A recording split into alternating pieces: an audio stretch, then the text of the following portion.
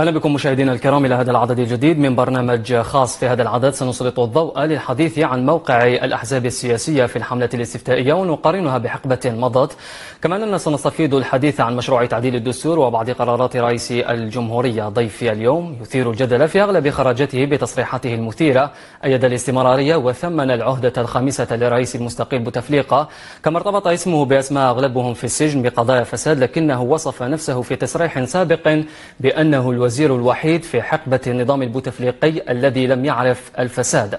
أسعد باستضافة الأمين العام لحزب التحالف الوطني الجمهوري دكتور بالقاسم سحلي. مساء الخير دكتور.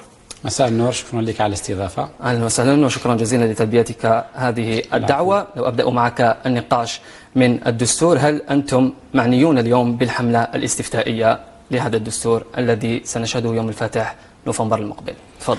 طبيعة الحال، بسم الله الرحمن الرحيم، والصلاة والسلام على أشرف المرسلين. ككل الأحزاب السياسية، حزبنا التحالف الوطني الجمهوري معني بكل ما يدور في الساحة الوطنية، سواء على الصعيد السياسي أو الاقتصادي أو الاجتماعي أو الأمني أو على صعيد السياسة الخارجية. من هذا المنظور، عندما طرح السيد رئيس الجمهورية مشروع تعديل الدستور شهر مايو الماضي، تعاطينا معه بإيجاب، رحبنا مسعى تعديل الدستور ضمن الإصلاح المؤسساتي، وليس مسعى تعديل الدستور ضمن ما طرح من مقاربات تأسيسية أو من مقاربات المراحل الانتقالية. من المفيد جدا أن نذكر بأن عندما انطلقت الأزمة في 2019 كانت هناك حلين أو كان هناك مساران للحل. المسار الدستوري الانتخابي اللي احنا كنا من أبرز داعميه، والحمد لله اليوم هذا المسار رغم النقائص نتاعو مكننا باش يكون عندنا. ما هي النقائص اللي راها اليوم السي سحلي في هذا؟ النقائص نتاعو هو أنه لم يحقق التفاف الجزائريين كلهم. حقق ما حقق من التفاف في انتخابات 12 ديسمبر الماضية. الحمد لله هذا المسار الانتخابي الدستوري سمح بإعادة الشرعية على أبرز على أول مؤسسة. الشرعية كانت مفقودة في وقت سابق في نظام البوتفليقة. طبيعة الحال فقدنا الانتخابات، لكن أنت كنت تؤيد بوتفليقة. لا، ما خليتنيش نتم كلامي. لا، أنت قلت لي لكي نذهب نقطة بنقطة. سألتني على الشرعية مفقودة. نعم، أنت قلت أنه في النظام الفائت لم تسمع جوابي فقط. لا، أعتذر منك سي سحلي، خلينا نذهب نقطة بنقطة للتفصيل أكيد. نعم تفضل. أنت قلت أنه لكي فقط المشاهد نحطه في الصورة. نعم. ونتابع نقطة في نقطة الحوار. أنت قلت أن النظام السابق كان غير شرعي. لم أقل هذا. وسنذهب إلى الشرعية. لم أقل هذا. ماذا قلت؟ قلت لك بأن بعد إلغاء انتخابات، أو ما كنت أريد أن أقول لك، ما خليتنيش نتم جوابي. تفضل. بارك الله فيك. وفيك بارك. بعد إلغاء الانتخابات 18 أفريل وبعدها الانتخابات نتاع 4 جويي، إذا بقيت مؤسسة رئاسة الجمهورية بدون شرعية. فحرصنا على المسار المؤسساتي الانتخابي الدستوري هو اللي يسمح بإعادة الشرعية لأبرز مؤسسة من المؤسسات نتاع الجمهورية، ألا وهي مؤسسة رئاسة الجمهورية في انتخابات 12. نعم. هذا هو الشيء اللي حبيت نقول. تفضل. إذا بعد ذلك مثل ما قلت لي مكانتنا في الساحة السياسية بطبيعة الحال تعاطينا مع مشروع تعديل الدستور بالإيجابية اللازمة، لأننا أولا اعتبرنا بأن تعديل الدستور هو التزام أو تجسيد لأحد أبرز التزامات رئيس الجمهورية، وهذا شيء إيجابي عندما يكون المنتخب على رأس الدولة يجسد التزاماته الانتخابية. شيء ثاني، قلنا بأن هذا الشيء راح يعاود يرجع الثقة أو يرمم الثقة المهزوزة بين المواطن وبين مؤسسات الدولة. والشيء الثالث، هذه الثقة كانت مفقودة على مدار 20 سنة. السي سحلي، إذا حبينا اليوم الأحزاب السياسية إذا حبينا نتكلموا بموضوعية فقد فيها الثقة. إذا حبينا نتكلموا أنا ضد الأحكام التعميمية لأنها أحكام بسيطة وسطحية جدا. لو نجي اليوم باش نقول باللي الأحزاب فقدت فيها الناس الثقة، هذا غير صحيح، والدليل على هذا واقع غير صحيح. هذا النظرة. لا، الحراك الشعبي اليوم قال أنه عندما انطلق الحراك الشعبي انطلق ضد الأحزاب السياسية، وقال أنه هذه الأحزاب لم تأتي بالجديد للجزائر ولم تفيد الشعب في أي شيء. صح. تسمح لي نجاوب؟ تفضل. ما تقاطعنيش من فضلك. ما نقاطعكش. تفضل. هذه النظرة وهذا الجواب، السؤال هذا جاوبت عليه عديد من المرات. هذه النظرة اللي تقول بأن الحراك ناض ضد الأحزاب السياسية هي نظرة سطحية للأمور ونظرة تبسيطية كثير، والطرح التبسيطي في السياسة يدينا للهاوية. الحراك ناض على ممارسات بعض المسؤولين الحراك عمره ولا نضع الأحزاب السياسية، والدليل على ذلك الشعب الجزائري في انتخابات 12 ديسمبر الماضية. لكن بماذا تفسر رفع لافتات؟ لا ماكش تخلي فيها النقاش يكون أخذ ورد. لا معليش خليني نتم الفكرة فقط معلي. بيان سور النقاش يكون أخذ ورد. اتفضل. في انتخابات 12 ديسمبر الماضية كم هناك من مرشح قبل ملفه؟ 5 مرشحين، 4 منهم يمثلون أحزاب سياسية. نعم. والخمس مرشحين كلهم الذين قبل ملفهم، وجزء كبير من المرشحين الذين لم يقبل ملفهم وملفاتهم ولكن جمعوا التوقيعات مثل ما وقعنا لنا احنا، هم كانوا يمثلوا أحزاب سياسية. إذا على نقول لك أنا بلي مازالش نبسطوا الطرح تاع الحراك لازم نديروا قراءة صحيحة نتاعو. الحراك ناض أول شيء ضد العهدة الخامسة، وهذا أمر متفهم. وحنا كنتم مع الاستمرارية والعهدة الخامسة بطبيعة الحال. نعم. هذا مش يعني أنتم كنتم ضد قرارات الشعب الجزائري. غير صحيح. هذا أنت قلت أن الشعب الجزائري انتفض ضد العهدة الخامسة. نعم. وأنتم كنتم مع العهدة الخامسة. لو تسمح لي خليني فقط نسمي جابي تفهم وش نقصد ولن تطرح أسئلة لا داعي منها لأن الوقت فحت. لا أنا هنا لطرح الأسئلة ساح لي. أطرح وش حبيتها بيان سور. إذا كان عليك أن تتحفظ على بعض الأسئلة لا هذا الشيء أنا أحترم رأيك. أنا معروف بأنني لا أتحفظ على أي سؤال. تفضل. تتعرفني ويعرفوني الناس. أطرح ما أرتمي سؤال. فقط أطلب منك أن تتفضل بمنحي متسعا للوقت فقط. تفضل. بارك الله فيك. وفيك بارك. نعم نحن كنا مع مرشح معينين في العهدة الخامسة. نعم. هذا حقنا كأحزاب سياسية. أكيد. ووضعنا هذا الترشيح أمام الإرادة الشعبية. عندما الإرادة الشعبية رفضت هذا المرشح قبلنا بذلك وطالبنا سحب ترشحه. أمر عادي جدا مثل ما في 12 ديسمبر هناك أحزاب رشحت مرشحيها والشعب ما اختارهاش، الشعب اختار السيد عبد المجيد تبون.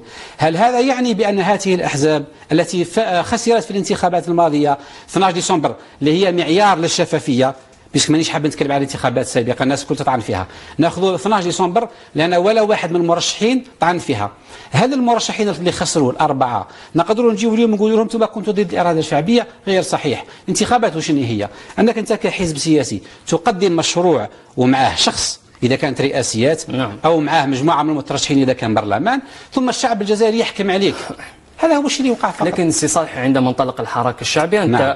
كنت أدليت بتصريح أنه يجب على الشعب الجزائري إعطاء فرصة لرئيس الجمهورية السابق المستقيل عبد العزيز بوتفليقة. يعني أنت كنت ضد إرادة الشعب الجزائري في تلك الحقبة. مرة أخرى أنا أشرح لك. التصريح موثق يا سيدي كل التصريحات. نعم. هذا تأويلك للتصريح. كل تصريحاتي منشورة في صفحتنا في الفيسبوك، ما فيش حتى تصريح نحذفوه، حذاره موجود. نعم. هل تعتقد بلي حزبنا اللي في شهر ديسمبر 2018 قبل ما ينوض الحراك بأشهر رفض آنذاك مبادرة التمديد للرئيس السابق. نعم. التي اقترحتها أحزاب من الموالاة وأحزاب من المعارضة، تعرفها ياك سي بارك نسميوها لك.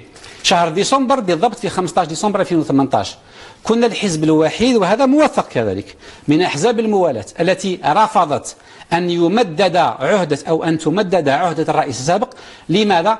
قلنا إذا كان هذا الرئيس ماذا به استمر وإحنا كنا معه يجب أن يخضع للإرادة الشعبية، معناها يجب أن يمشي للانتخابات. هل تعتقد حزب مثل هذا يقدر من بعد يخرج ضد الإرادة الشعبية؟ هذا مش صحيح. طيب احنا رشحنا نعاود نفهمك، وهذا مش مهم. انا نتلاقى مع مواطنين بعد عام ونص من الحراك. خلاص المواطنين رافضينك في الحراك الشعبي.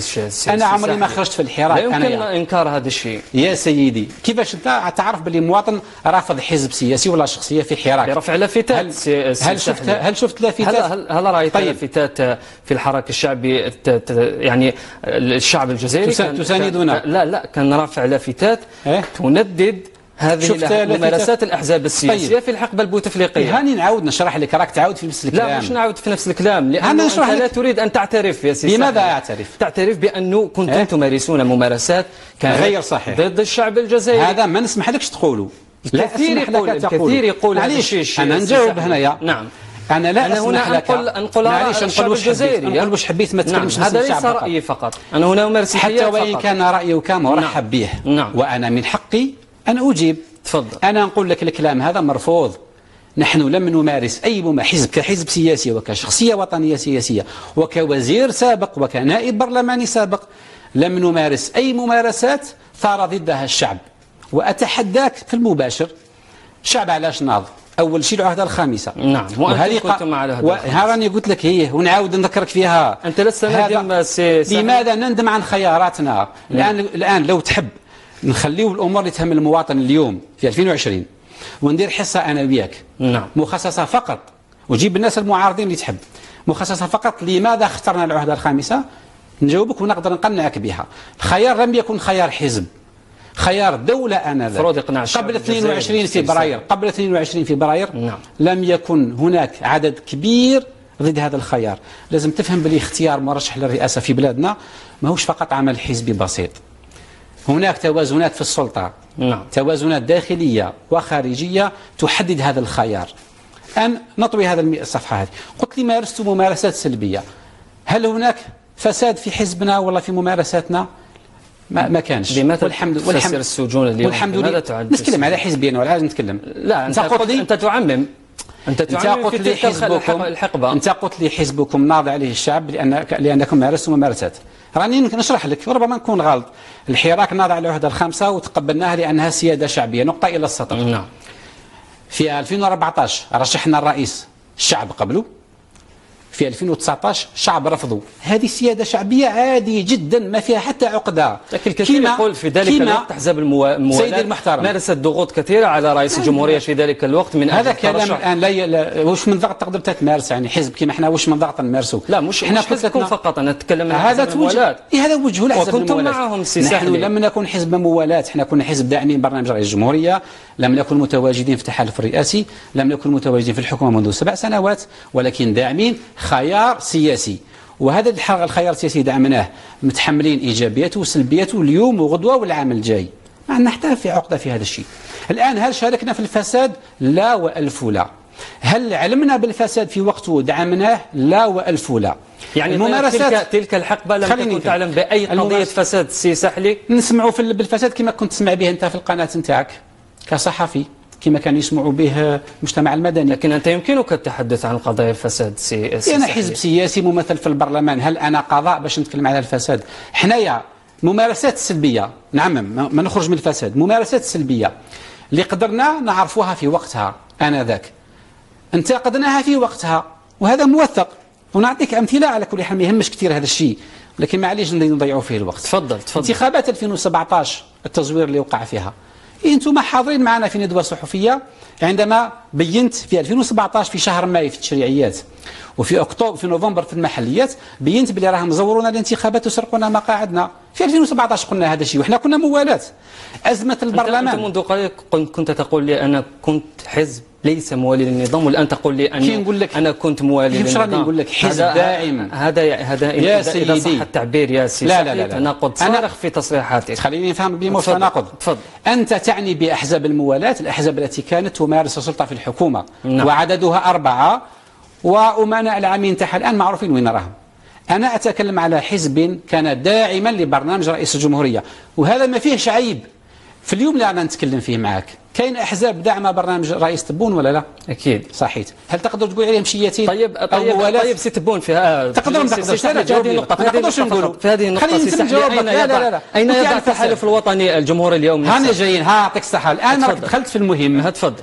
لأنك خرجت من التفاهات اللي خلاص. مازال ما خرجت من التفاهات. ما خليني نجاوب. الأمور تهم الشعب الجزائري ما نسموهاش تفاهات سي سحلي. أنايا راني نقول لك هذا المعركة اللي فاتت عندها أكثر من عام ونص. أنا نتلاقى مع المواطنين يوميا، ما يسألونيش على العهدة الخامسة وعلى بوتفليقة. خلاص هذا الأمر تعرف بلي المواطن الآن واش يهمه. حتى محاكمات الفساد صدقني ما تهموش كأشخاص. واش يهم المواطن اليوم؟ هل استرجعنا أو هل رايحين نسترجعوا؟ والله واش لازم ندير باش نسترجع أموال الشعب اللي تسرقت؟ أما هذاك واش قالوا لك واش قالوا من محاربة الفساد كاع ما تهم الشعب. الشعب الآن واش يهمه؟ كيفاش نخرج من الأزمة الاقتصادية اللي رانا فيها؟ كيفاش نخرج من الأزمة الصحية اللي رانا فيها؟ كيفاش نعزز اللحمة الوطنية بعد الشرخ اللي وقع في المجتمع بعد الحراك عام ونص؟ عدنا نسبوا في بعضنا، عدنا نخونوا في بعضنا، ومع الأسف هذا التخوين مازال إلى حد اليوم. نشوفوا بعض المساندين تاع الدستور يخونوا المعارضين، ونشوفوا بعض المعارضين تاع الدستور يخونوا المساندين. ما راحش نسلكوا بهذا العقلية هذه. إذا الآن باش نختم قضية الحراك والفساد، كل شيء اللي قام عليه الحراك احنا ما مارسناش ممارسات الفساد. الحراك ناض على استقلالية العدالة، وهذا الشيء حنايا جسدناه في ممارساتنا وفي اقتراحاتنا في البرلمان وكي كنا أعضاء في الحكومة ولا زلنا نجسده. الحراك ناض على حرية التعبير والصحافة، ونحن كحزب سياسي من أبرز داعميها، بل أتحداك أن تجد رئيس حزب من 2012 إلى اليوم تعرض إلى التشويه في الصحافة كما أنا، وعمري ولا قررت أن أرفع دعوى قضائية. في بعض الأحيان الحقيقة ليس التشويه سي ساحلي أبدا، لكي لا نضلل أبدا. عندما أنا أعطيك سؤال مهني، عندما صحافي يأخذ لك تصريح فيه 5 دقائق ولا 10 دقائق ويهز لك منه 30 ثانية باش يخرج لك هذاك التصريح عن سياقه، لا هذه ممارسات غير مقبولة. بارك الله فيك. نعم. إذا أنا واش عطيتك؟ عدة صحفيين عن قصد ولا عن غير قصد داروا معنا هذا الشيء، ولكن لأننا نؤمن بحرية التعبير رفضنا باش نمشيو معهم العدالة. قال خلي معليش يتعلم، وحنا كسياسيين ورجال حياة عامة نتحملوا هذا الشيء. طيب إذا مازال ما جاوبتنيش. خلصت لك على الحراك، لأن المطالب الأساسية على الحراك حنا متبنينها وكنا ندافع عليها في منذ 2011 و12. السؤال اللي طرحت لي هو شنو هي؟ أين يضع اليوم حزب التحالف الوطني الجمهوري نفسه في هذه الحقبة الجديدة؟ طيب الآن احنا في مرحلة جديدة. نعم. مرحلة رئيس جمهورية منتخب راه يجسد في البرنامج نتاعو، هذا شيء إيجابي، وعلى هذا احنا ساندنا المسعى نتاع الدستور. لماذا؟ قلنا اليوم للجزائريين لازم نمشي ننتخب بقوة أولا باش الدستور هذا يكون عنده الشرعية الشعبية، لا يهم انتخب نعم أو لا. احنا بالنسبة لنا سننتخب نعم. من أجل ماذا؟ لأننا نعتبر بأن المسعى نتاع الدستور المسودة والمشروع النهائي حقق إلى حد ما 4 أهداف أساسية اللي خلتنا نساند الدستور. أول حاجة أنه استجاب إلى المطالب المشروعة والعقلانية نتاع الحراك، وأتكلم عن المطالب العقلانية والمشروعة، ولا أتكلم عن المطالب التي تقابلها اللي هي المطالب الشاذة والتعجيزية وربما أحيانا الخطيرة.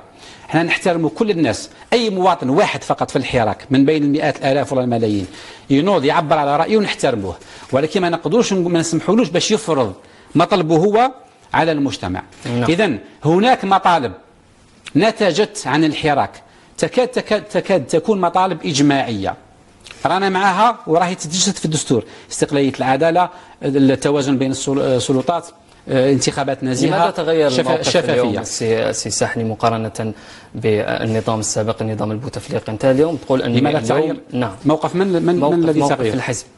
لماذا تغير؟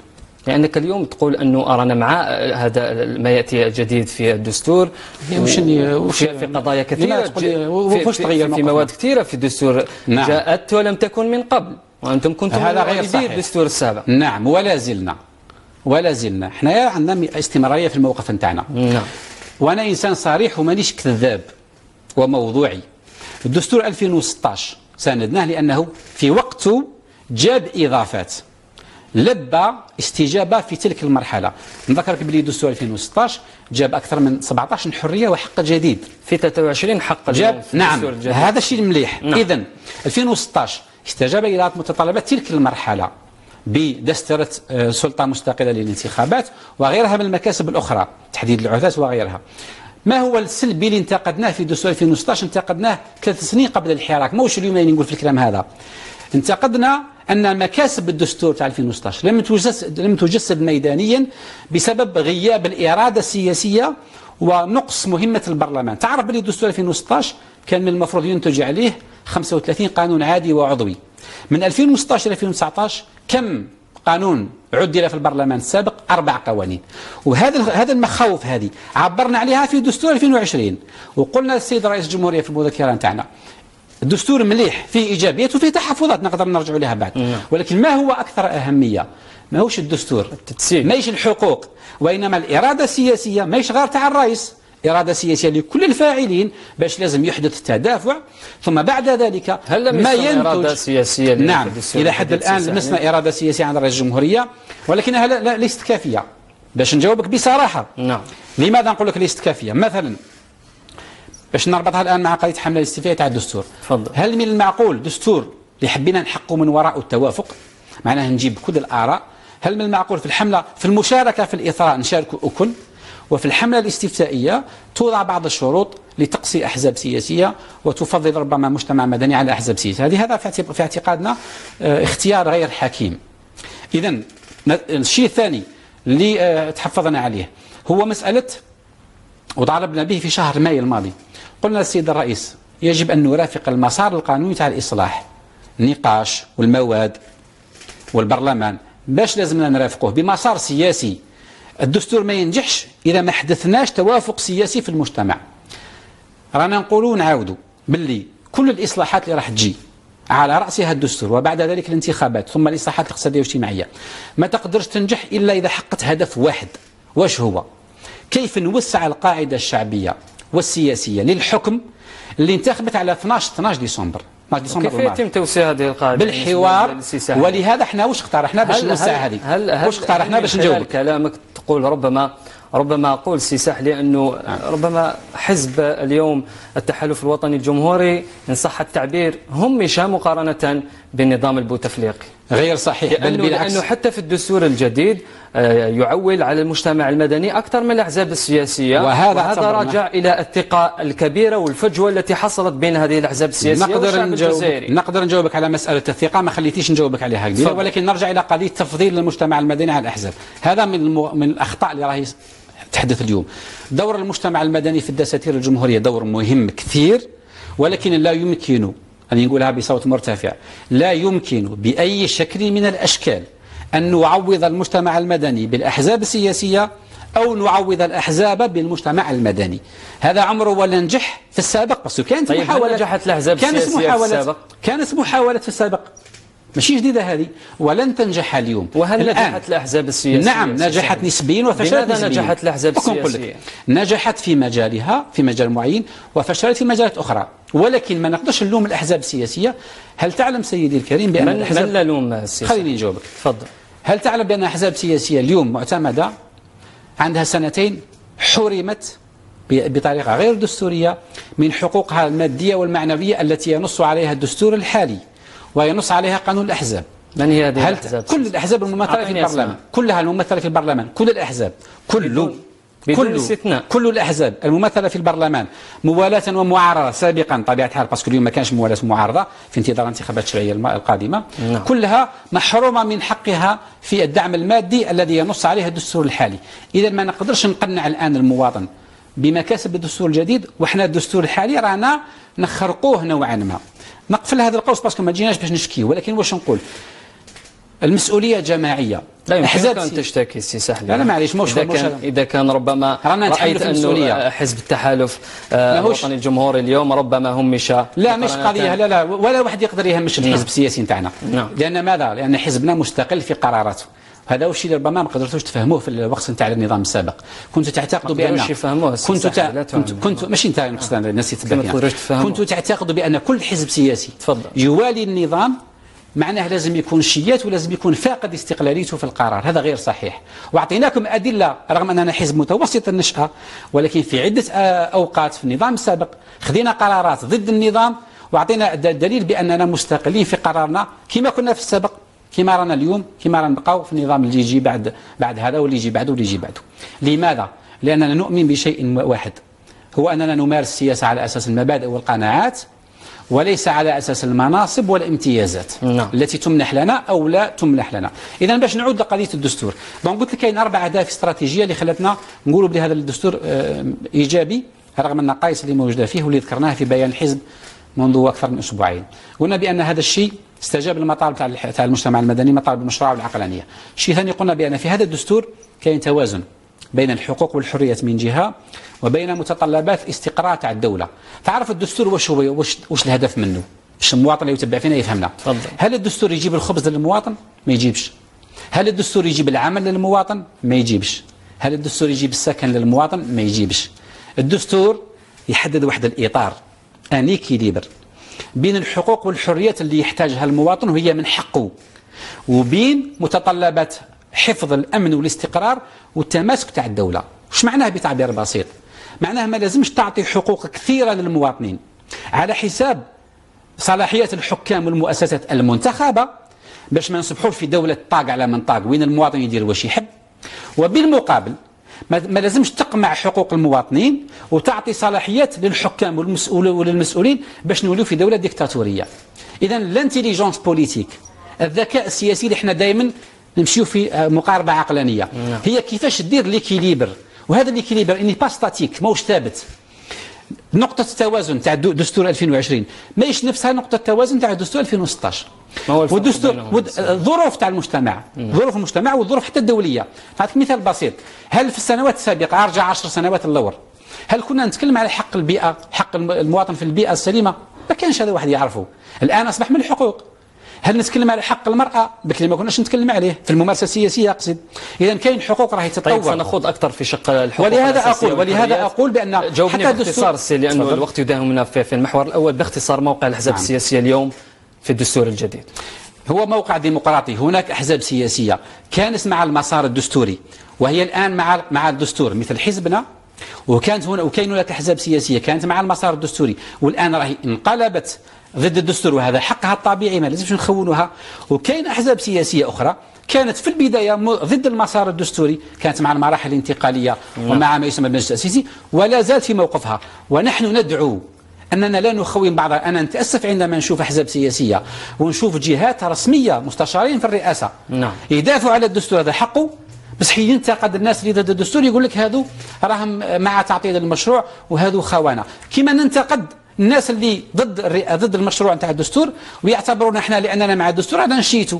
لا يا سيدي، رانا كنا جزائريين. انا عندي راي نقوله بصراحه ولازم في اطار الانفتاح اعلامي، ما نقلقوا حتى لا واحد. ثم في نهايه المطاف نتناقش بالحجه والحجه المضاده، وفي نهايه المطاف مانيش انا راح نقنع الشعب ولا انت.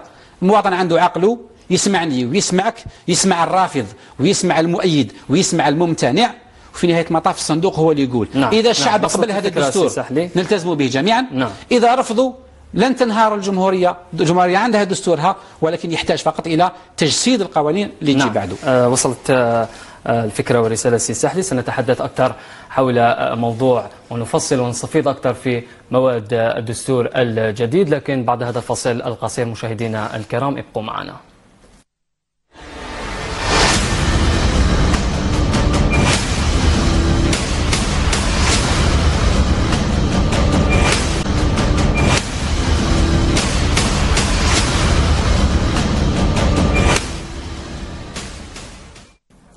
أهلا بكم مشاهدينا الكرام من جديد. لمن التحق بنا للتو، نحن نناقش موضوع موقع الأحزاب السياسية في المرحلة هذه الاستفتائية، ونناقش أيضا موضوع مشروع تعديل الدستور ومواده الجديدة، إضافة إلى بعض قرارات رئيس الجمهورية. ويسعدني مرة أخرى أن أستضيف وأجدد الاستضافة بالدكتور بالقاسم الساحلي، رئيس أو الأمين العام لحزب التحالف الوطني الجمهوري. أنا كنت منذ قليل وقبل الفاصل كنا سنخوض في موضوع بعض المواد في الدستور الجديد.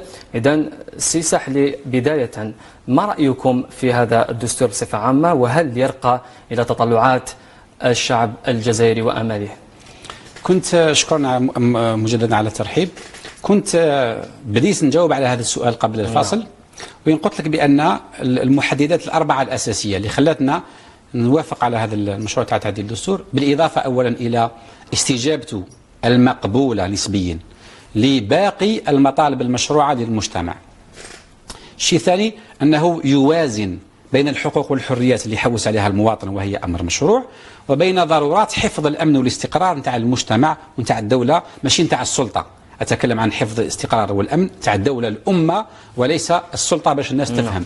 الشيء الثالث هو استجابة هذا المشروع تاع تعديل الدستور وانسجامه مع المقاربة الإصلاحية تاع حزبنا اللي نتكلم عليها منذ 2011، واللي عطينا لها واحد العنوان في 2011 غداة الربيع العربي، ما سمي بالتجديد الجمهوري، لو رينوفي ريبوبليكان.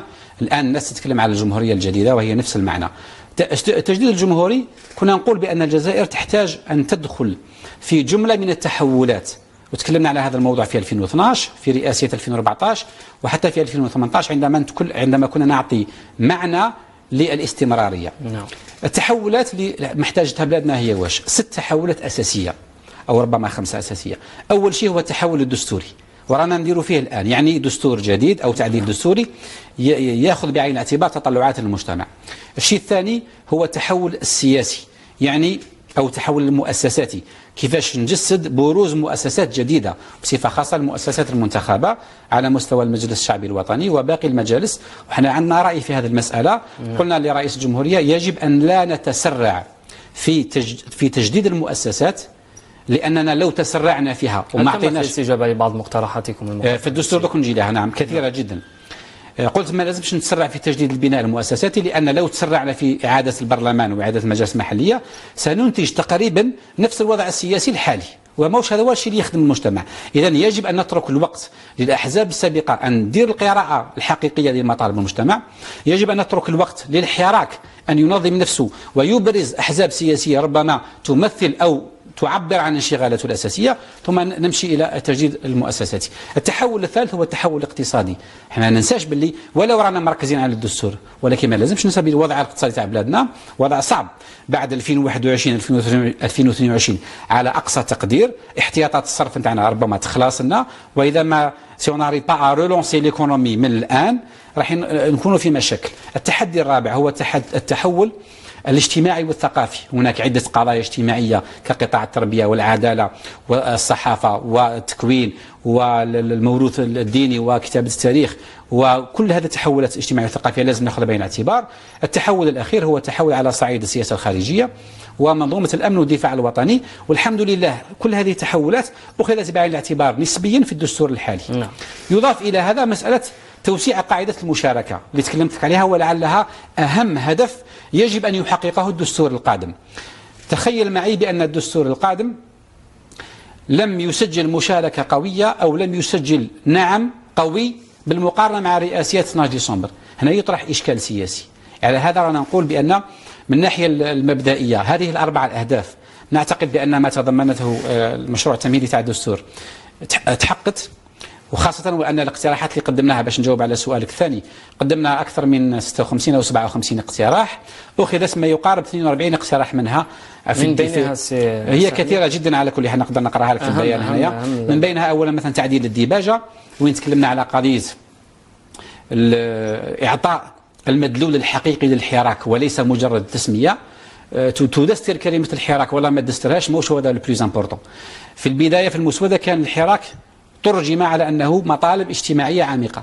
احنا رفضنا هذا الشيء وقلنا بأن الحراك عبر عن مطالب سياسية اجتماعية اقتصادية وحتى مطالب ثقافية. يعني أعطينا الحراك ما يستحق أن يأخذ دون مزايدة ودون ركوب الموجة على الحراك بطبيعة الحال. هناك مثلا بعض المبادئ، مثلا مبدأ على مستوى صعيد السياسة الخارجية. هذه النقطة أكيد الكثير يقول أنه ربما سيساحلي بعد ما جرى وبعد الانتفاضة الشعبية إن صح التعبير ركب موجة الحراك الشعبي. مثلا كيفاش يعني؟ هل شفتي مثلا أنت اليوم تدافع عن الحراك الشعبي؟ أنا لا أدافع أنا لا أدافع مقارنة أنا ندافع عن الحراك اليوم. نعم أنت تقول أنه يجب دسترة ما جاء في الحراك الشعبي وكذا دفاع عن الحراك الشعبي. لا هنا شوف منذ أبريل تدافع عن الحراك الشعبي منذ الحراك لا يحتاج من يدافع عنه. الحراك يحتاج من يعطيه القراءة الصحيحة. هذا دورنا كأحزاب سياسية. أنا من اللي بدأ الحراك من أبريل وكل تصريحاتي كانت تصب في فائدة ماذا؟ في فائدة تجسيد المطالب المشروعة والعقلانية والتدريجية، حط تحتها زوج سطور للحراك. كل تصريحاتي دون استثناء عندما كنا ندافع في بداية الأمر على الندوة الوطنية للحوار، وش كان يقولون هذاك الناس؟ كان لكم انتم تدافعوا على بوتفليقة باش يزيد يقعد عام، يعني محسوب بك نزيدوا البوتفليقة 6 شهور ولا عام من 20 سنة سي بروبليم. دافعنا على الندوة الوطنية للحوار في أفريل 2019. وش كان الهدف منها آنذاك؟ كانت ندوة شاملة للجميع ما فيها حتى إقصاء. 1 2 المواضيع نتاعها وش كانت؟ الحوار حول الدستور، حول الحكومة التكنوقراطية، حول سلطة مستقلة للانتخابات، حول تعديل قانون الانتخابات، حول تحديد تاريخ الرئاسيات وإجراءها. كل النقاط اللي طالب بها الحراك كانت مدرجة في الندوة تاع أفريل. عندما كنا سامحني انت باش تعرف ونرجع ل 23 باسكو ما نحبش نرجع. لا احنا ما نتحملوش أخطاء، احنا نتحملوا خيارات سياسيه. دوك تجي تقول لي مثلا الفساد اللي راه يظهر الان من عقب بوتفليقه نتحملوه بيصيروا نتحملوا سياسيين سي نورمال. هذا اعتراف يعني ماهوش نعترف بلي رانا كنا على بالنا به. تقول لي نتحمل المسؤوليه سياسيين كل واحد يتحمل. كل شوف هذه للتاريخ فقط يا هذا الكلام اللي قلته عنده اكثر من عام ونص. صحيح. وقلت اكثر من هذا، قلت بانه على جميع الاحزاب السياسيه. الفرق بين لاينار واحزاب اخرى ان احنا عندنا شجاعه باش نتحملوا مسؤوليه سياسيه تاع كل شيء. حنا ماشي كيكون بوتفليقه دار حاجه مليحه قال كل مليحه رانا معاه ونهار يبان الفساد لا قال خاطينا كبعض الاحزاب تعرف لاينر شحال بقى مع رئيس الجمهوريه السابق في الحكومه؟ بقينا معه سنه واحده، سنه واسبوع. هناك احزاب قعدت مع الرئيس 10 سنين، والان راهي دير لنا في التنظير، الان راهي تبان بانها هي ابطال وحنا يا خوانا. هذا على كل حال الشعب الكل فاق به هذا الشيء. خلاص هذه الاحزاب اللي سميتها بال 20% وغيرها من كل تيارات على كل حال. بون التاريخ هو ما يرحمش على كل حال. فالان الناس بتفهم باللي الانسان اللي يمارس السياسه عن قناعه ما يخافش يتحمل. سي نورمال اذا كان فساد في المرحله السابقه راح تقول لا ماهيش مسؤوليه سياسيين، مسؤوليه سياسيين، مثل ما هناك فساد في المرحله هذه وراح يبقى فساد في المرحله القادمه. انا دائما نقول هذا الشيء. تقول لي الحراك ناض على الفساد، نعم الحراك ناض على ممارسات سلبيه في فبراير 2019 ويبقى نايض عليها اليوم والعام الجاي وعلى 10 سنين وعلى 200 سنه يبقى الشعب ينوض على هذه الممارسات السلبيه. وهذا هو الشيء اللي حنايا ماشيين فيه ونعبر على ارتياحنا منه. علاش كي نقول لك حنا ما ركبناش موجه الحراك، ولكن المطالب الاصلاحيه تاع الحراك حنا متبنيينها ومجسدينها في ممارساتنا وفي اقتراحاتنا. نعطيك على سبيل المثال البسيط مساله الحصانه البرلمانيه. تعرف الفساد السياسي منين يبدا؟ يبدا من البرلمان. عندما نائب برلماني وانتم مع تحديد عندما نائب برلماني يضطر باش يشري القائمه نتاعو كما وقعت في كل الاحزاب السياسيه وفي اغلبيه الاحزاب السياسيه ومبادئ. تعرف لماذا؟ لان القانون الانتخابات في حد ذاته والحصانه البرلمانيه هي تبعتك للفساد. قانون الانتخابات عندما نحطك انت راس قائمه في ولايتك ولو ما عندكش اصوات واللي تحتك يعطيوك اصواتهم تفوت، هذا فساد وعبرنا عليه في 2011 واقترحنا ماشي كما الاحزاب الاخرى ساكتين باسكو يستفادوا منه. احنا اقترحنا انذاك مراجعه قانون الانتخابات والان راهي تراجع على مستوى رئاسه الجمهوريه. على مستوى رئاسه الجمهوريه انت ماذا الفكره؟ ابدا هذا ما ما نخدموش، المقر ما عندناش باش نسلكوه. هناك الان مراجعه لقانون الانتخابات، نتمنوا ينتبهوا لهذه النقطه. الشيء الثالث الحصانه البرلمانيه، ارجع الى وثائق الحزب في 2011 وفي 2014 وفي 2016 دائما كنا نقولوا لا يجب ان تقيد الحصانه في المجالات وين النائب يدافع ينتقد الحكومه يكشف الفساد ولا يكشف سوء التسيير المحلي، هنا يكون محمي. اما النائب اللي يروح يمد شاك سون بروفيزيون ولا يعتدي على الشرطي ولا يمارس ممارسه غير اخلاقيه كنا نقولها من 2011. الحمد لله اليوم جاء الحراك خلى الاراء تاعنا تسمع ويصبح الحصانه البرلمانيه مقيده. اذا باش نرجع لك الى 2020 باش ما نطولش عليك كثير. وكانه اليوم السي سحلي يقول لي انه انا لم اكن مع الممارسات وكنت ضد ضد كل هذه الممارسات التي كانت تمارس في النظام البوتفليقي. الدكتور سحلي موش يقول هذا، الدكتور سحلي هذا الكلام يقول فيه مكتوب في الوثائق الحزب وعبرنا عليه، ولكن المشكل في الاعلام هناك نظره نمطيه، هناك تصوير نمطي للاحزاب تاع السلطه. هذا قلت انا في سنوات. حزب إذا راك مع الموالاة. لكن لماذا في كل مرة أفهمني. لماذا في كل مرة تتهجمون على الإعلام السي سحلي أبدا لا وتحصلوا فيه كل شيء لا ترجعوه للإعلام السي سحلي؟ لا مش نتهجم على الإعلام. الآن يجب أن نتحمل مسؤولية، كل واحد يتحمل مسؤولية إخفاقاته. راني كنت نقول لك قبيله بلي ما كانش واحد من رجال السياسة في بلادنا بالدليل تحمل سقطات الإعلاميين وتهجماتهم الغير مشروعة قدي أنا وما عليناش أنا نسيروا في الأمور ومن بعد التاريخ يكشف الفاسد من اللي موش فاسد. انا نقول لك بلي هناك تصوير نمطي للاعلام مش غير في بلادنا في كل الانظمه الديمقراطيه. اذا راك مع الموالاه الاعلام اللي مع الموالاه يصور لك الهضره اللي تساعده، والاعلام اللي ضد السلطه ياخذ لك الشيء اللي تنتقد فيه. دوك ما كانش اعلام، وربما هذا جزء من المسؤوليه تاعنا احنا ماناش ناشطين مليح في الفيسبوك كما يلزم الحال باسكو قاديس امكانيات. ما كانش اعلام يعطي صوره متوازنه عن تصريحاتك. دير خطاب نتاع ساعه تتكلم فيه على السياسه، على الاقتصاد، على الشؤون الخارجيه، على الامنيه، على كل شيء. يهزوا لك فقره صغيره راك ساند فيها رئيس الجمهوريه، يقول لك تكشيات مثلا كيما اليوم بتاتر راني نهضر معك ساعه يقدر يجي صحفي يهز لك 30 سكوند يقول لك هاك هضرت على الدستور نعم، والله يهز لك واحد اخر 30 سكوند يقول لك هاك هضرت على الدستور لا. اذا يعني هذا نعانيو من هذا الشيء ولكن معليش حنا صابرين معاه. طيب لو نعود الى الحديث فوالا هذا هو المهم. اذا واش قلت لك؟ قلت لك فيه في الدستور شيء ايجابي. عدة مواد من اقتراحاتنا أخذها بعين الاعتبار فيها. هناك توافق في النقاش، هذا شيء إيجابي. الشيء السلبي هو أنه المسار القانوني مثل ما قلت لك لم يرافق بمسار سياسي. هناك عدة جزائريين لم يشاركوا في النقاش سواء كمواطنين أو كأحزاب سياسية. احنا قلنا موش معقول، احنا ماشيين باش نناقشوا الدستور ونديروا على بعضنا غلق إعلامي وغلق سياسي. عندما نسمع بعض الأحزاب يقول لك ما عطاونيش ترخيص، بغض النظر عن ربما الرفض نتاع الاداره ربما راهو قانوني، يقول انه ربما راهو قانوني الاستثنائيه والصحيه اللي عاشها العالم. راني نقول لك راني نقول لك ربما الغلق او الرفض راهو قانوني، ولكن الاداري موش دوره فقط يطبق القانون. الاداري دوره باش يلقى الحلول. اذا كان انا يعطيتك طلب باش ندير تجمع في قاعه وغلطت في العدد نتاعها، هي تهز 200 في الحجر الصحي وانا درت فيها 250، اتصل بيا قال ولدي شوف تعاود ترجع الحاله وكذا، ولكن ما نعطيوش فرصه باش تعطى قراءات لممارسه الاداره على انها غلق سياسي. الغلق الاعلامي مش معقول انا عندي شهر وانا نقول فيها، خليو الناس تتكلم في القنوات الخاصه. تظهر اعلاميا سي سحلي جوستومون دليلك معنا اليوم. لا الحمد لله، فقط ربما قناه الحياه وقناه اخرى، وإن كنت أنا شخصيا لا أرغب في الظهور كثيرا هذه الأوقات، أنا أعمل في الميدان، ولكن نتكلم بصفة عامة. هناك عدة أحزاب سياسية اللي ضد الدستور يغلق عليها، هذا ما يبنيش ديمقراطية، هذه ممارسات الماضي، ونبدأ نخونوا في بعضنا مع الأسف. شفت يعني مستوى الدفاع عن الدستور، نقدر نقول مستوى رديء من طرف بعض الجمعيات الغير معروفة. كيف يعني تمنع أحزاب سياسية ممثلة في البرلمان ولو ما عندهاش 10 نواب؟ فشلت من قبل سي سحلي. ايش عارف ما هو مقياس الفشل نتاعك انت عندما مثلا تهز حزبي؟ الخطاب السياسي اليوم شوف هذا انه تدنى من المستوى الخطاب السياسي كثيرا. نعم هذا جزء منه. وش اللي كنت نقول لك هو انك عندما تغلق على النقاش السياسي وتخلي غير راي واحد، ما تبنيش ديمقراطيه، ما تبنيش. وانا لا اتحدث على هذه الحقبه فقط، ماشي غير في كل الحقب، في كل الحقب. راني دائما نقول هذا الشيء يقولوا راه موثق، برك ما كنتوش تسمعوه ربما، والله ما كنتش عندي القدره باش نسمعوه الى كل القنوات. الكلام اللي نقول فيه دوك هو نفسه اللي كنت نقول فيه منذ 2011، منذ جلست على منصب الامين العام في هذا الحزب. مع الاسف الشديد هناك توجهات اعلاميه. اذا نرجع الى قضيه الدستور، فيه قلت لك لازم نفتح المجال للنقاش، ثم الاكثر اهميه من هذا كيف نجسد الدستور بعد ما يصادق عليه الشعب، اذا صادق عليه بطبيعه الحال. اذا فرضنا باللي الشعب راح يمد تزكيته لهذا الامر، هذا الدستور، هذا ما نتمناه في حزبنا. كيفاش نجسد بعد ذلك احكام الدستور؟ هذا يتطلب حوار، يتطلب الحوار. وش هو الهدف منه؟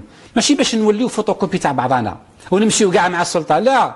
الحوار هو كيفاش نقلص الفجوه بيناتنا، واللي يحب يبقى من بعد مع السلطه مرحبا به، ماهوش خاين، واللي يحب يبقى مع المعارضه بعد ذلك مرحبا به، ماهوش بطل.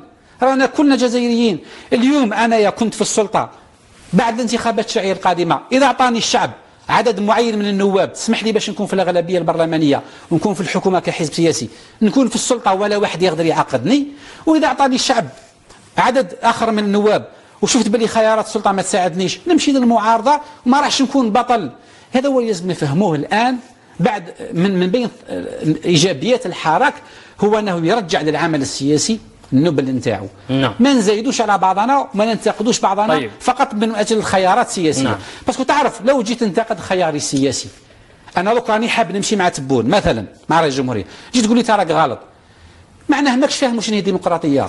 لو جيت تقول لي موقفك من الدستور في هذا المدى غلط، هنا عندك الحق. يعني داش حجه مع تبون يقول انه موالي للنظام. فوالا كما راهم اليوم اللي مثلا كانوا بعض الاحزاب كانوا في المعارضه، اليوم راهم مع الرئيس تبون، هل نسمح نفسي نجي نقول عليه شيات؟ لكن اليوم تبون هذه الممارسات لا يريدها رئيس الجمهورية بممارسات السابقة. ماشي نتكلم على ممارسات التزلف، نتكلم على ممارسات الدعم السياسي. عندما تم انتخاب رئيس الجمهورية في الجزائر كنتم أصدرتم بيانا قبل أن يلقي الخطاب وألقيتم مصطلح الفخامة. نعم ولا زلنا وفي ذلك خطاب السي تبون أنا لا أحتاج أي تفخيم من أي حزب سياسي. هذا عادي جدا، هذا النقاش ما يطرحش. يعني احنا بالنسبة لنا عندما نتوجه إلى رئيس الجمهورية نتوجه من منطلق أولا ثقافة الدولة، احترام المؤسسات، مش احترام الشخص محترم، ولكن الأكثر منه هو المؤسسة اللي يمثلها. وكذلك من منطلق القيم الروحية نتاعنا، احنا تربينا في قيم روحية. الرسول عليه الصلاة والسلام قال لنا أمرت أن أنزل الناس منازلها، هكذا. نعم. تربيتنا كي نتكلم مع رئيس الجمهورية نقول له سيد الرئيس، نقول له فخامة الرئيس. كي نتكلم مع ملك نقول له جلالة الملك. كي نتكلم مع أمير دولة ماهوش صاحبي نقول له سمو الأمير. كي نتكلم مع سفير، أنا والبارح مع السفير الصحراوي ما نقولوش صديقي هو صاحبي، بس نقولوا سعادة السفير. عندما نتكلم مع ضابط في الجيش لكن الكثير انتقد ممارسة البيان صدر قبل. اسمعني لا صدر في اللحظة، لا ما صدرش في البيان، صدر قبل لا أبدا. أنا واحد كنت تتبع أبدا، صدر مباشرة بعد أداء اليمين. في الخطاب مش راني نقول لك. نعم. صدر مباشرة بعد أداء اليمين قبل بداية الخطاب، وإحنا ما ننتظروش باش يبدا الخطاب. رئيس الجمهورية انتخب والمجلس الدستوري صادق على النتائج، بعثنا له تهنئه وقلنا له فخامه رئيس الجمهوريه. بعد ذلك هو قال ما نحتاج فخامه، احترمنا رايه، ولكن احنا ماناش مع هذه الفكره. انا عندما نتكلم مع شيخ زاويه ربوني والدي باش الشيخ نقول له الشيخ، ربوني باش الاستاذ نقول له سيد الشيخ، ربوني باش الامام نقول له فضيله الامام. راك فاهم ولا لا؟ نعم. هذه هي فقط. طيب مش مشكل، نعود الى مواد الدستور ونذهب. فلهذا قلت لك بان الان المساندين، كاين مساندين للسيد الرئيس، احزاب سياسيه، ما نقدرش نسمح نفسي نقولها وشيت. عنده قناعه راه مع رئيس الجمهوريه، كيما احنا اليوم عندنا قناعه رانا من حقه بارك الله فيك، كيما احنا اليوم عندنا قناعه رانا مع الدستور مع التحفظات. نعم. واحد اخر ضد الدستور نحترموه، برك هذا مكان. نعم. طيب نذهب الى مواد الدستور والى شق الفصل بين السلطات، هذا الشق الذي اثار الكثير من الجدل فيما يتعلق بالسلطه التنفيذيه والقضائيه. ما هو رايكم نعم. في هذا الشق بالنسبه لقضيه الفصل بين السلطات لازم نفهموها من منطلق النظام السياسي اللي في بلادنا. كثير من الأحزاب السياسية مع الأسف الشديد تنطلق من نظام سياسي مغاير وتحب تقيم الدستور. إذا انطلقت من نظام برلماني، إذا في راسك راك حاب دير نظام برلماني، نقدر نقول لك بلي واش جا في الدستور ما فيهش فصل، ونقدر نقول لك بلي واش جا في الدستور صلاحية الرئيس مضخمة. إذا انطلقت من نظام رئاسي، إذا راك حاب دير نظام رئاسي، نقدر نقول لك العكس، باللي صلاحية الرئيس راهي قليلة، وباللي الفصل بين السلطات راه بزاف. بصح اذا انطلقنا من نظام شبه رئاسي كما احنا حبيناه في الاينار منذ 2011 وكما جاء في المسوده تاع الاستاذ العربه، نقدر نقول لك باللي فيه توازن مقبول. اليوم اصبح مشروع مش مسوده. نعم. لا من مسوده نتكلم عن المسوده قبل. نتكلم عن المسوده. تعرف علاش نتكلم عن المسوده ماشي على المشروع؟ باسكو من بين التحفظات اللي عندنا وماذا بيا ترجع لي لها هي انه فيه تراجع في التوجه الحداثي بين المسودة الأولى وبين المشروع النهائي. كاين بعض النقاط حذفت ونعتبر مع الأسف بأنها حذفت نتيجة. هذا رأيكم طبعا في الحزب. بالدليل نعطيك. نعم. كاين نقاط حذفت نتيجة ضغط مورسة من طرف التيار المحافظ على لجنة العربة وربما حتى على السيد رئيس الجمهورية، وهذا أمر هذا رأيي كحزب نعم. سياسي، ونعطيك الأدلة إذا كان سي سا فوز انتيريس. أعطيك الدليل. فضل. مثلا عندما نحذف من المشروع الأولي مصطلح الجماعات الإقليمية ونحوله ونعود به إلى الجماعات البلدية أو الجماعات الإقليمية، شو هو الهدف؟ عندما كنا نتكلم عن الجماعات الإقليمية هي تتيح غدا في قانون البلدية والولاية تتيح لمنطقة معينة بالنظر لخصوصيتها السياحية أو الفلاحية أو الصناعية أو الحدودية أو البشرية أو التكنولوجية أنها تدير شراكة سكون ابل لا ميوتواليزاسيون بين الولايات وبين البلديات.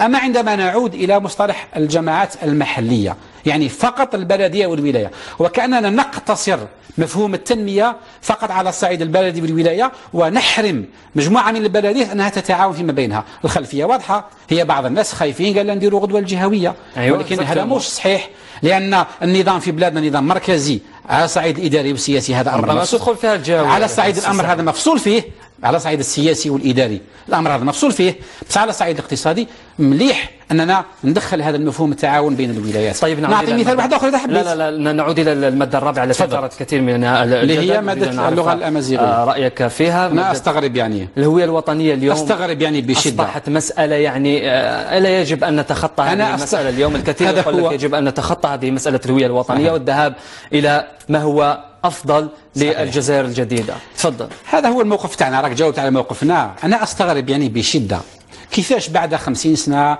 ولا 57 سنة من الاستقلال ما زالت الجزائريين يشككون في هويتهم.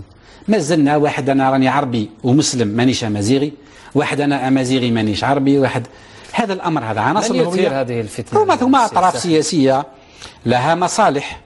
لأن تعرف لاش عندما دعينا احنا منذ سنوات إلى صون عناصر الهوية الوطنية، صونها نهائيا، وهذا الشيء دعينا عليه في دستور 96 أول دستور اللي كان الآينار مشارك فيه هو 96، وأنا ذاك سحبنا عناصر الهوية الوطنية بصفة خاصة الإسلام والعربية والأمازيغية والموروث التاريخي، سحبناهم التداول السياسي. وإذا تتذكر في 97 الأحزاب السياسية اللي كانت عندها وحدة تسميات قانون الأحزاب أرغمها بما فيها حزبنا على تعديل التسمية وتعديل البرنامج باش عناصر الهوية ما نستعملوهاش فوند كوميرس. الآن استعملنا الدين الإسلامي الحنيف بطريقة خاطئة ودفعنا الثمن 250 ألف شهيد في التسعينات. استعملنا العربية والأمازيغية وحبينا نقسموا بها البلاد بالتوجه البعثي أو التوجه الأمازيغي المتشنج. وش بقى ما استعملناش فيها عناصر الهوية الوطنية؟ فقط الموروث التاريخي. إذا لازم نزيدو نصونوه. إذا في اعتقادنا بأن هذه المادة ستحسن عناصر الهوية الوطنية ونحطوها في منأى على هذا التجاذب السياسي. علاش؟ باش غدوة أحزاب سياسية احنا ما نبقاوش نزايدوا على بعضنا بالإسلام والعربة والأمازيغية. غدوة كي نمشي للتشريعيات ما نقولش للمواطن انتخب عليا باسكو أنا راني مسلم أكثر منك، والله نقولوا راني نوفمبري أكثر منك، أنت حزب وأنا حزب. لا، نقولوا انتخب على حزبي باسكو حزبي هو اللي يقدم بدائل اقتصاديه واجتماعيه وثقافيه. اما كلنا عرب وكلنا امازيغ هذه عناصر المفروض تعزز الوحده الوطنيه نتاعنا، واعتقد وضعها في الماده الصماء هو احسن رد على كل هذه المزايدات. طيب جميل جدا.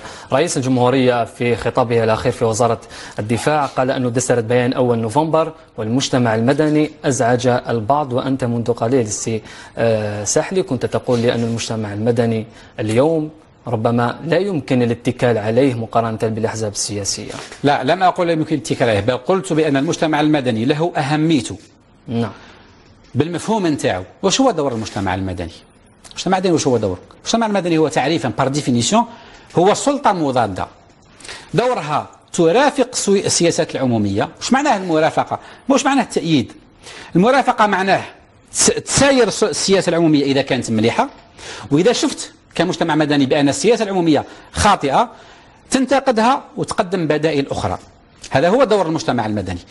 موش دور يقود، موش دور المجتمع المدني يعطيك النواب في البرلمان، موش دور كبير في الإصلاح المجتمع المدني بطبيعة الحال بمفهوم العام. صحيح نحكيك على الجانب السياسي. راني نعطيك مقارنة باش تفهم دور المجتمع المدني وأهميته وما يقابله دور المجتمع الحزبي وأهميته. الأحزاب السياسية هي التي تطرح بدائل المجتمع، تطرح دي بروجي دو سوسيتي.